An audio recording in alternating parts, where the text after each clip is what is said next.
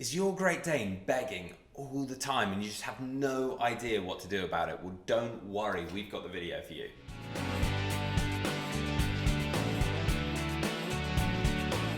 Welcome back to the Fenrir Great Dane Show. My name's Joe and I'm a certified canine leader here at FenrirCanineLeaders.com. We are dedicated to helping you learn everything you could possibly want to know about the Great Dane, and then how to become a high-level canine leader so you can raise your very own. So if you're new here, don't forget to subscribe and turn on that notification bell so you never miss a future upload. Having a Great Dane that's begging can be a really serious issue due to their size. So if this is a problem you're having, don't worry about it. Today we're going to be tuning into a webinar that the canine behaviourist and founder of FenrirCanineLeaders.com, Will, has recorded all about dogs that won't stop begging and how to deal with that situation. So over to you, Will. So in today's quickfire webinar, we're going to talk about one of the most common, but definitely lower on the spectrum in terms of severity of behavioural problems, and that's with dogs begging. Now, for me, we're going to go over this one quite quickly because there really doesn't need too much time or intricate finesse in terms of an advanced canine behaviour modification program. Whether you are struggling with begging with your dog at home or you're thinking about getting into a professional capacity of working with dogs, begging really is quite a simple one.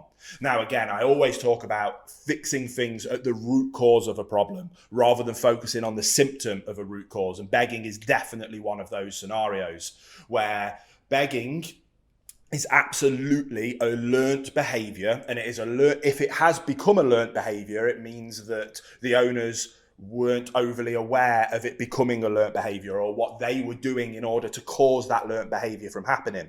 And just how a dog can learn to beg for food and it become an obnoxious, annoying behaviour, they can also learn to not beg for food. So what I like to do is always strip it back and make the owner understand where begging comes from and how it's actually their fault, not the dog's fault.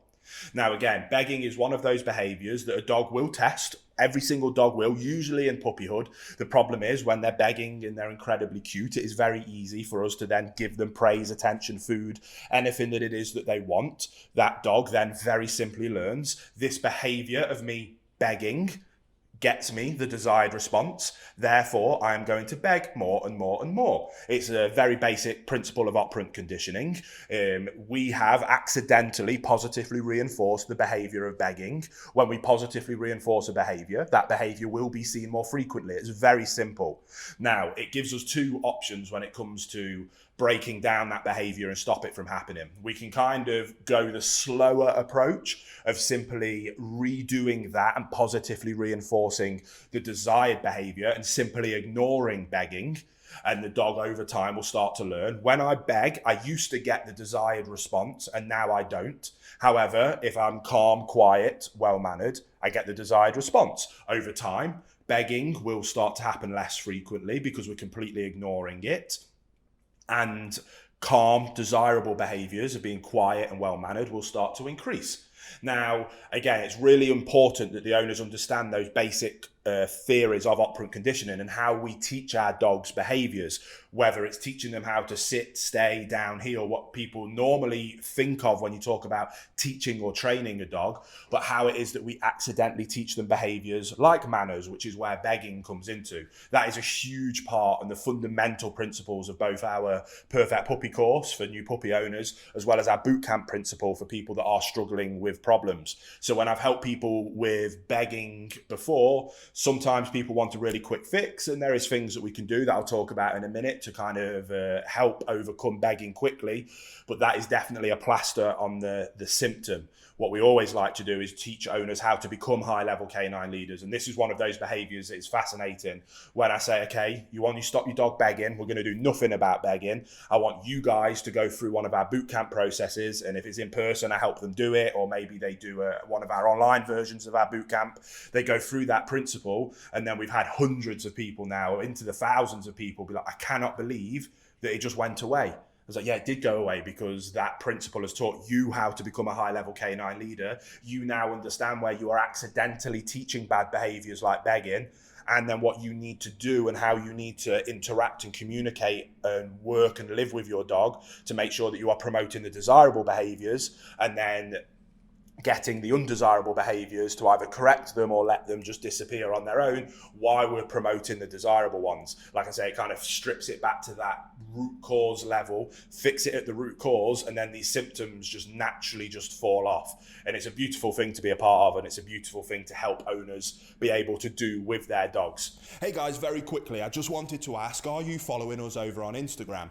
If you're not, there's 2 accounts that I would love for you to check out. The first one is our brand account, at Fenrir Canine Leaders, where you can see more about our industry leading products that we create. If you're interested in following me personally, that's at I am Will Atherton, where you can see behind the scenes of me working with some of the most extreme behaviour cases in the world and what it takes to run these kind of YouTube channels. And maybe if you just want to be able to come over and chat with me, that's the place for you. So there'll be links down in the description box for both of our Instagram pages. I'd love for you to come and check them out, and hopefully we'll chat over there. Now, like I say, that's fixing it at the root cause. Is just simply restructuring your relationship, teaching yourself on how to be a high-level canine leader, getting a basic understanding of operant conditioning, and all those things will just start to come naturally. Takes a few weeks to a month. That's why our bootcamp process is a month. And if you are interested in that, by the way, there'll be a link down in the description box below. But it's just about restructuring that relationship and about you understanding where you're going wrong and what you should be doing differently, and what you should be doing to promote good behaviours and discourage bad ones. Now, if you want to fix begging much more quickly, we can take a more corrective approach. Again, it's definitely one of those things. It's a tool in our toolbox. We can use it, but I'd like to really encourage people to fix the root cause problem first, because then that means that we can do all of these things from a place of leadership and a balanced approach. But it's a balanced approach through being firm and fair and not having to resort to quick fix corrective methods. For a behaviour like begging is extreme. When I talk about especially physical corrections, I have my 3 principles of what justifies a physical correction. Is that dog causing harm to another dog, other animal, or a human? Physical harm, that is. Then if the answer is yes, then for me it justifies the use of physical corrections. Is that dog causing severe harm to itself? Again, that justifies physical correction if the answer is yes. Is that dog destroying personal physical property? If the answer again is yes, then it justifies the use of physical correction. That's just how I work.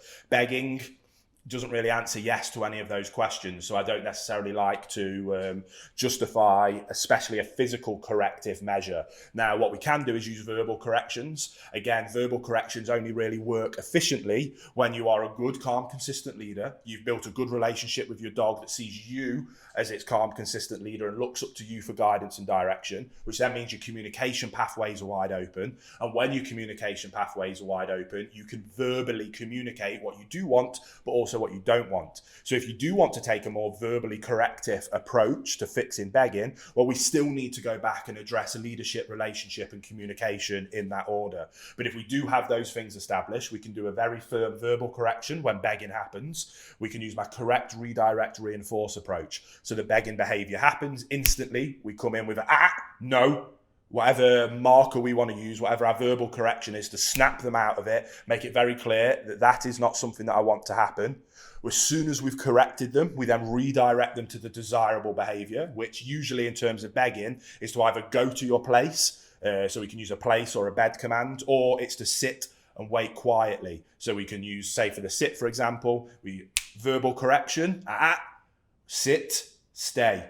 And then to start with, we might ask for a quiet stay for 3 or 4 seconds, and then we can reinforce and praise that behavior. Over time, we can extend that to asking them to sit, stay for 15 minutes in a place while we eat our dinner. Then after we've eaten our dinner, we can go, good boy, good stay, break. And then that's all the reinforcement they need. They don't have to have food. They don't have to have table scraps. They don't have to have access to the furniture, whatever it is that they're begging for. But what we can do is we can redirect them to the desirable behavior. When they're displaying that desirable behavior, we can reinforce and actively promote that behavior. They'll then start to want to do that behavior more. And again, the begging behavior will come down. If you want to add a verbal correction in at the start of that process, you can.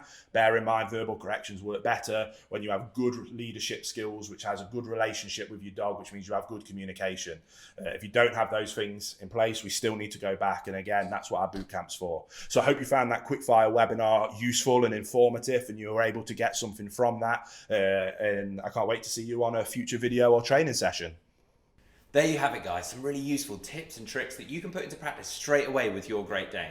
I really hope you enjoyed today's video. If so, get involved in the comments down below as we would love to hear from you. Don't forget to subscribe and turn on that notification bell as we have 2 dedicated videos coming here every single week, so I can't wait to see you in the next episode of the Fenrir Great Dane Show.